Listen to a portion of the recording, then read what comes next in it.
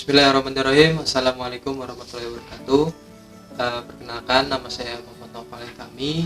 Saya dari program studi perbankan syariah Fakultas Agama Islam Universitas Muhammadiyah Profesor Dr. Hamka.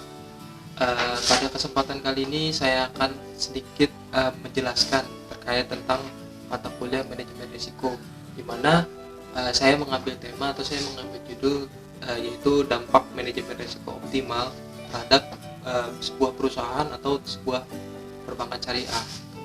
Jadi teman-teman atau yang menonton pada kesempatan kali ini bisa sambil mendengarkan gitu apa yang saya sampaikan pada kesempatan kali ini.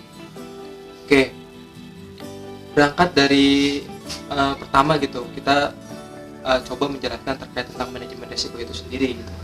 Dimana secara definisi bahwasannya manajemen risiko menurut Jojo Sudarso itu merupakan sebuah penerapan prinsip manajemen di dalam manajemen risiko. Sedangkan menurut Bank Indonesia bahwasannya manajemen risiko ini adalah suatu proses atau suatu cara atau sebuah prosedur untuk mengukur, memantau, mengidentifikasi terhadap suatu risiko yang timbul atau suatu risiko yang terjadi. Jadi secara sederhana dapat kita simpulkan secara bersama bahwasannya manajemen risiko ini adalah suatu perencanaan sebuah mengorganisasi sebuah proses pelaksanaan dan sebuah proses pengawasan terhadap suatu hal yang timbul atau suatu masalah yang timbul yang menyebabkan terjadinya sebuah kerugian dan menghambat berjalan suatu organisasi, sehingga tidak tercapai suatu tujuan yang diinginkan dalam sebuah organisasi atau pada suatu bank. Secara sederhana mungkin dapat kita pahami seperti itu. Kemudian kita berangkat ke bab atau materi selanjutnya, di mana terkait tentang apa sih jenis-jenis risiko itu sendiri gitu. Seperti yang sudah kita ketahui bersama bahwasanya terdapat beberapa jenis-jenis risiko. Di antaranya itu apa aja? Ada risiko kredit, kemudian ada risiko pasar, kemudian juga ada namanya risiko likuiditas, kemudian ada namanya risiko operasional, kemudian ada namanya risiko kepatuhan, kemudian ada namanya risiko strategik, kemudian ada namanya risiko reputasi, ada juga namanya risiko imbal hasil, dan kemudian juga ada namanya risiko investasi. Nah, beberapa risiko ini ditambah juga salah satunya ada risiko hukum, di mana risiko-risiko ini merupakan risiko yang timbul atau yang biasa terjadi pada suatu perbankan, baik itu perbankan konvensional maupun perbankan syariah. Namun dalam hal ini kita lebih mengkerucutkan atau mengkhususkan pada risiko yang ada di bank syariah itu sendiri. Apa saja? Di antaranya itu ada namanya risiko kepatuhan, ada namanya juga risiko imbal hasil, dan juga ada namanya risiko investasi. Dari risiko kepatuhan ini salah satu jenis risiko yang bisa dibilang hanya ada pada bank syariah. Karena apa? Karena risiko ini lebih mengarah atau lebih mengerucut terkait tentang bagaimana proses perjalanan suatu perbankan syariah sesuai dengan prinsip syariah, sehingga risiko ini bisa saja terjadi di suatu bank syariah. Misal suatu bank syariah itu tidak menjalankan kegiatan operasional berdasarkan prinsip syariah, maka ini termasuk dalam risiko namanya risiko kepatuhan seperti itu. Nah, kemudian setelah kita mengetahui jenis-jenis risiko, maka selanjutnya ada namanya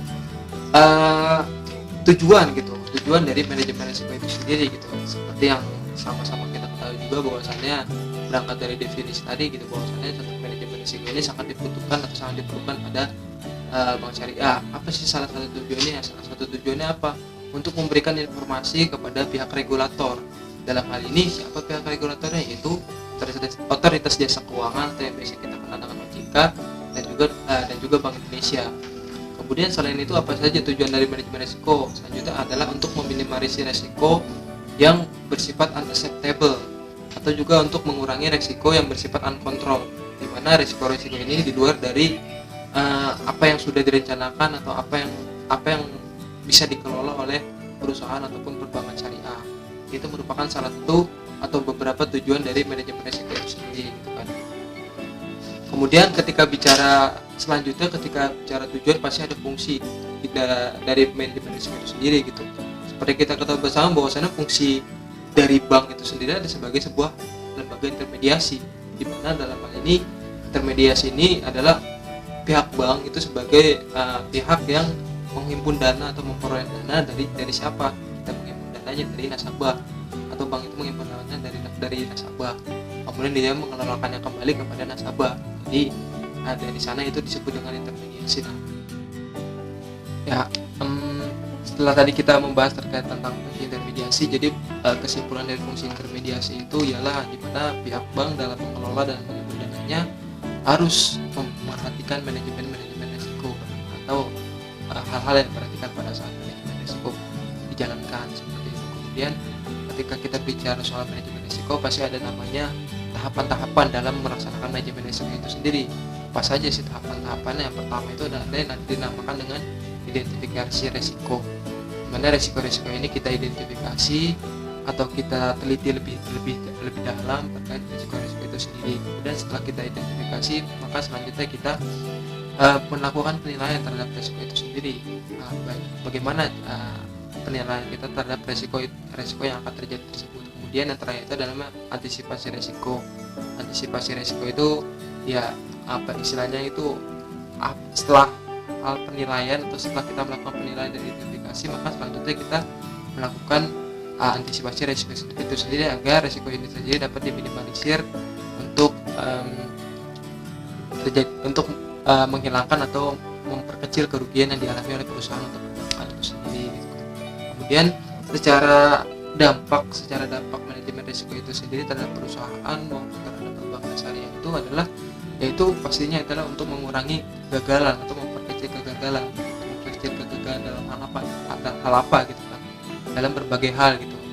Seperti contoh untuk memperkecil kegagalan dalam hal operasional atau memperkecil kegagalan dalam hal pemberian jasa. Jadi mengurangi kegagalan ini ya pasti efeknya itu adalah lebih menguntungkan atau memperbesar laba. Jadi balance atau berjalan secara garis lurus sejalan gitu, antara manajemen risiko dengan keuntungan atau laba yang akan diperoleh.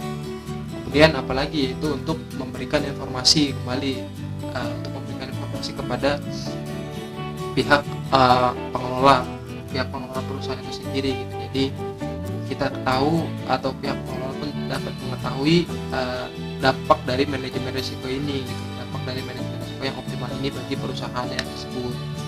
Dan juga pasti itu yang terakhir itu adalah berdampak besar pada proses berjalannya perusahaan atau perbankan syariah, sehingga tujuan, visi misi atau arah yang ingin dicapai oleh perusahaan atau perbankan syariah tersebut dapat tercapai dengan optimal dan maksimal. Baik teman-teman dan kawan-kawan yang menyaksikan video saya, mungkin itu saja yang bisa saya sampaikan gitu terkait tentang mata kuliah manajemen risiko yang berkaitan atau dengan tema dampak dari manajemen risiko optimal bagi sebuah perusahaan atau perbankan syariah. Kurang lebihnya mohon maaf. Wassalamualaikum warahmatullahi wabarakatuh. Terima kasih yang sudah menonton video ini.